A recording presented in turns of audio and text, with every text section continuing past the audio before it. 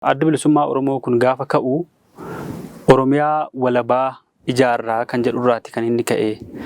Adeemsa keessa garuu yaada kanarraa gara hiree murteeffannaa kan jedhutti akka fooyya'aa dhufee fi booda keessa immoo Itoophiyaa keessatti yoo Oromoon Itoophiyaa keessa yoo jiraate irra wayya Oromiyaa walabaa ijaarurra kan jedhu yaadonni falmisiisoon kun yookiin immoo yaadonni adda ta'an kun dhalachaa dhufaniiru. Har'a isin akka abbaa caalaatti Oromoon yoo Oromiyaa walabaa jedhamtu yoo ijaarrate moo Itoophiyaa keessa yoo jiraate Itoophiyaan dimokiraatoftee bulchiinsa Itoophiyaa kana keessatti yoo of bulchee jiraate irra wayyaa jettanii yaaddu? Kun amma ejjennoo mataa kootii na gaafataa jirta jechuudha. Ejjennoo mataa kootii kana labsuun maal barbaachisa? Wannuma keessan irraa kaatanii maaliif akkas ta'uun akka barbaachisu amma isin fakkeenyaaf warra qabsoo kana keessa yeroo dheeraa dabarse waan ta'eef muuxannoo baay'ee horattaniittu adeemsa qabsoo kanaa keessatti waan baay'ee argitaniittu waan ta'eef har'a garuu dhaloota kanaaf waa dabarsuu waa dhaamuu waan qabdaniif yookiin immoo akkas ta'uu qaba jedhee yoo ta'e gaariidha jedhee waan yaaduuf kamtu furmaata kamtu wayyaa uummata kanaaf waan wayyu yaada keessan? Kun ituu nam tokkoon haasa'umurra dhaabuma diskashanii mariin xiinxalli qabsoon keenya eessarraa ka'e eessa gaheera balaa maaliitu isa eeggata aanjaa maaliitu qaba utuu xiinxalamee irratti haasa'ame namni tokko ejjennoo mataasaa fudhachuu hin danda'a. Garuu kan inni bu'aa qabaatu asumaan har'umaan lafaa kaatee ani waan akkasiitiin barbaada kanattiin amana jechuun hubannaan fidu. Namni dafeematu inni kan akkasiiti kaatagoraayizi godha. Garuu hundeerraati qabsoon kun eessa gaheera? Eessaa ka'e eessa gaheera? Maaltu immoo isa hafa? Isa hafu kanaan immoo isuma duraaniitiin kaayyoodhuma isaa sanaan deemuu qabamoo kaayyoo isaa kana akka haala yerootii haala yeroo addunyaas haala naannoos kan biyyicha keessaas ilaalee xiinxalatee kanan nu baasa yoo jedhamee akka jaarmiyaatti irra gahamame malee namni tokkoon waa jedhuun kun furmaatan fidu. Ana kanatti naman. Garuu qabsoon kun bakka irraa ka'e irraati fagoo tarkaanfateera. Isa hafu kana haala Oromiyaan uumamte kana keessatti Oromiyaan bakka isheen jirtu ilaallachuudhaan Oromiyaan saboota meeqa akka quunnamu ollaasaa kana kan jiran meeqa akka quunnamu kanaa wajjin immoo hariiroo saboota kanaa wajjin saboota ollaa wajjin qabnu ilaalamuudhaan kamtu irra wayya Oromoodhaaf Oromiyaan jiraattee Oromoon itti fufee biyya isaa irratti abbaa biyyaa ta'e warra kaanii wajjin immoo walqixxummaadhaan jiraachuudhaaf fedhiif dantaa walii eeganii jiraachuudhaaf kamtu isaa wayya inni jedhu kuni ani akka nam tokkotti ejjennoon qabaadhu nan jiraadha.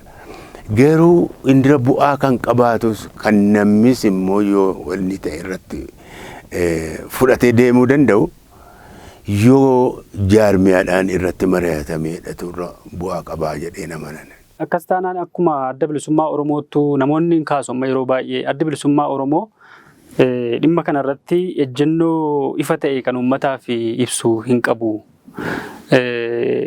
Hiree murteeffannaa jedhaa walabummaa Oromiyaa kan jedhu kanattis isas baaseen dubbatu Itoophiyaa keessa jiraachuu kan jedhu kanas Itoophiyaa keessatti Oromiyaan akka jiraattu kan jedhu kanas ejjennoo akkasii hin qabaatu haalumti sagantaa siyaasaa adda bilisummaa Oromoo keessatti ittiin taa'amee jiruyyuu burjaajii kan qabudha jedhanii kan yaadan jiru kitaabonni irratti barreeffameera yaadonni adda addaa irratti kennameera isa kana akkamitti ilaaltu isin dhimma haala walxaxaa kana. Lammiin kaasa gaafii hiree murteeffannaadha. Hiree murteeffannaan isa mirga kan saba hundaa, biyya hundaa, uummata hundaati. Kan UN'tiin beekamedha. Kanaaf yeroo kana mirga hiree murteeffannaa jedhamu Oromooni biyya isaa kana Oromiyaa isaa kana irratti akkamitti nan bulaa murteeffachuu danda'uu qaba jechuudha. Isa kana namaaf maaliif galuu rakkisa naaf hin galle. Achi keessatti dhufuu danda'a mirga hiree murteeffannaa sana keessatti lakkii nuyi biyya mataa keenya kan walaba taate dhaabbanna jechuudha. Utubannaa jechuun lakkii Oromiyaa kan nuyi bulfannu garuu saboota kan biraa wajjin immoo mootummaa kan dhaabbattu qabaannaa jechuun mirga hiree murteeffannaa sana keessatti dhufa jechuudha. Hin gaafatamaa uummatichi maal barbaaddaa? Maal barbaaddaa yeroo gaafatamee jedhu isa kana kan inni amma adda bilisummaa Oromoo ofiisaatii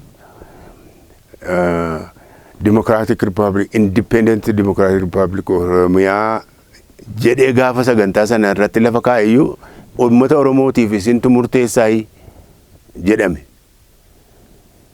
Kanaafituu mirga hiree murteeffannaatti deebi'e. Haa murteeffatu uummatichi. Nama waan confuse nama godhu hin qabu kun.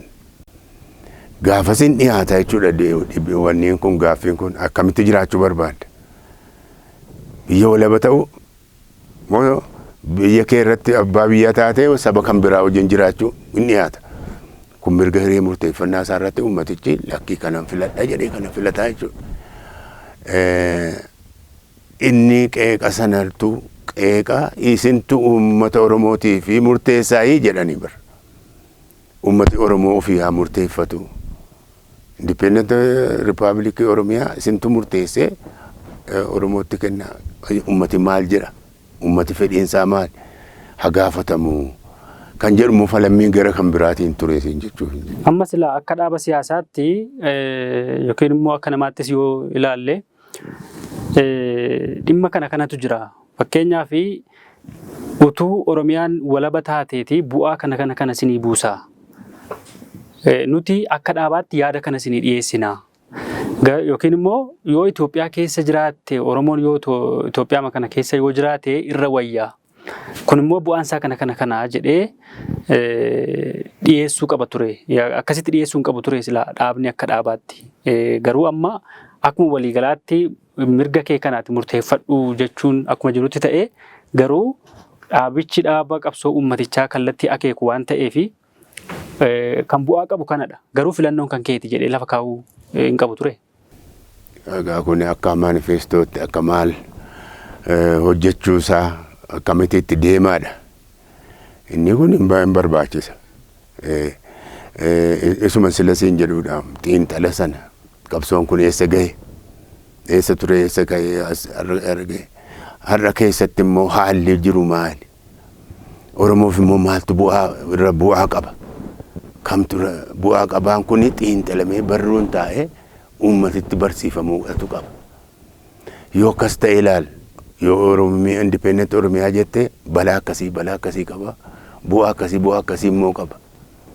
Yoo immoo saba kan biraa wajjin jiraadha jette bu'aa akkasii qaba. Balaa akkasii immoo qaba. Inni kun wal bira qabame karaa dhaabaatiin qophaa'ee dhaabi keessatti diskas ta'ee uummatatti gadi bu'eeyyuu uummatatti mariisifamuun uummatatti himamuun hin barbaachisa. Kun hin barbaachisa sadarkaa adda addaatu itti haasa'amuu qaba. Kilaaritii jiraachuu qaba. Ammayyuu independent Oromiyaa warri jedhanii jiru dhugaadha. Lakkii sun nun baasuuti saboota kan biraa wajjin mootummaa mataa keenyaa qabanii saboota kan biraa wajjin. Inni kun mari'atamee haasa'amee xumuramuu qaba. Kana inni kun immoo dhaqee mirga uummataa sanaa wajjin walitti hidhata jechuudha. Uummatichi maal barbaada? Isin amma akka dhuunfaatti dhimma kanarratti xiinxalli keessan yookiinis immoo yaadi keessan kan nu ibsuu dandeessanii hin jiru jechuudha. Ani akka mataa kiyyaatti qabsoon kun lafanirraa ka'ee as gahi yeroo ilaalu. Yeroo sanatti uummati Oromoo liqinfama jedhamee sodaatamu keessaa baheerarra. Uummata Oromoo humneessuu duwwaadha kan barbaachisu har'a. Eega humna ta'eetii immoo teessuma lafa isaarraatii kaanee yoo ilaalle jenne kophaan ba'a jechuun balaa guddaa isatti qaba jechuudha. Kan isaa dhuunfatee eega jedheeti kaanii wajjin akkaataa jiraatu immoo lafa kaa'achuudhatu qaba. Malee kophaan ba'aan suni balaa guddaa qaba. Balaa guddaa inni qabaatu gara saboota 7-8 kan ollaa Oromiyaa jiran. Sabootii kun hundinuu yoo diinesitti ta'an ati nagaan argattu. Lammata handhuura biyya Itoophiyaa keessa jira Oromiyaan. Namicha Eertiraa tokkotu waliin haasofnu independent Oromiyaa sin jette kun rakkoo qabaa. Rakkoonsaa akka Eertiraa moggaarra hin jiru jedha. Akka Tigraay moggaarra hin jiru walakkaa jira. Walakkaa waan jiruufi dantaa mataa keessanii duwwaa ilaaltanii biyyicha saba warra kan biraa facaasuu isin geessa ilaallachuu qabdanii. Garbaan waleettaa tokko kan waliin baranne kan argine yoo isin Oromiyaa kana walabe jettanii nutu dura isin lolaa jedhe. Waan jiru qabeenya jiru hundisaa fudhattanii Itoophiyaa gara olii jiru irraa immoo nu kuttanii nuyi ofii keenya dinagdee jireenya wanni hin qabne nu facaasuuf deemte dura isin lollaa nuun jedhe. Nama Yamanii tokko wajjin haatuun haasa'u itti himee jennaan isin balaa keessa jirtu. Sabooti kun hundinuu yoo isinitti ka'ani nagaan argattanii naan jedhe. Kanaaf haala as immoo deebinee qabsoo Oromoo yoo laalee jedhu qabsoon Oromoo sadarkaa guddaatti tarkaanfatee jira. Oromummaan isa dur barsiifnu miti Oromummaan gad dhaabbatee jira. Oromiyaan amma taateef irraa mummuramaas maalis haa taatu malee Oromiyaan jira. Isa kana jabeessinee Oromiyaan biyya isaa irratti abbaa biyyaa ta'e saboota kan biraa wajjin jiraachuutu irra bu'aa qabaaf hin jedhaan. Gama biraatiin amma gaafa jalqabaa walabummaa jedhamee kaa'ame suni amma miidhaan isaa waan caaluuf gara Itoophiyaa keessatti Oromoon humna ta'ee jabaatee ofiisa naannoo isaa of bulchee achi keessa jiraachuutu irraa faayidaa qaba. Olloota wajjinis walitti bu'uu waan danda'uu fi kan jedhudha amma jennoon gama kanaan jiru jechuudha akka waliigalaatti.